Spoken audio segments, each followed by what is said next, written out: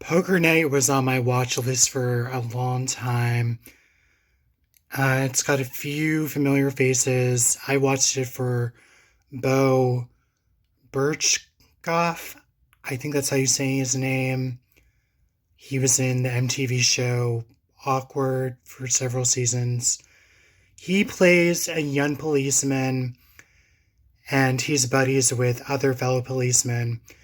And they've been having these poker nights every once a week for like 9 or 10 years. And the first half of the movie, it's about them sharing their best stories on the job and life lessons.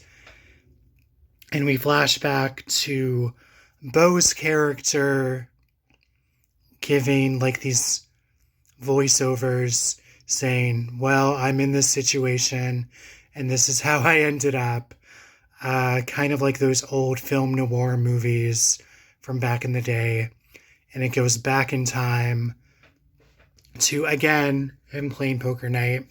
He ends up kidnapped by this crazy madman wearing a mask. And he has to try to beat the clock and save himself and his girlfriend, who's also kidnapped in this lair, and try to find out why he's kidnapped, what's the deal, and try not to get him and his girlfriend killed. So, the first half, it's kind of jumbled because it cuts back and forth with him and his friends playing poker, to him trapped with this crazy guy and his kidnapped girlfriend. And there are some twists and turns. I wasn't sure what to expect with this movie because it had a guy on the front wearing a mask with a deck of cards, and the tagline was, how do you win the game when the killer has all the cards, or something like that.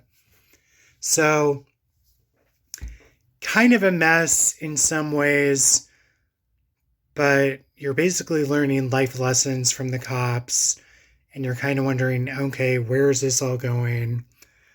Because they spend a lot of time with the cops giving like their best work stories and life lessons to Bo, kidnapped in the killer's lair. But I think the second half made up for it because it had some twists and turns that I wasn't really expecting. It wasn't the most highest budget for the movie that I could see, but that was okay. It did its job. It was like a B movie suspense. It wasn't really a slasher like I was expecting it to be, and it was made in 2014. So, like I said, the second half makes up for the shaky first half because you're sitting there wondering, okay, where in the hell is this going?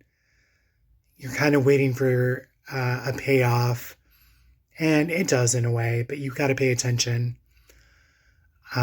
So I enjoyed it for what it was, kind of a B-movie indie with some horror overtones.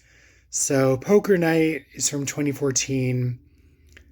It's about 90 minutes, and it is on Tubi if you want to watch it. I watched it for Bo Birchgoff. I think that's how you say his name. So I'd give it a watch if you've nothing better to do. That's it for now. I hope you guys enjoyed this review, and I'll catch you on the flip side. Bye.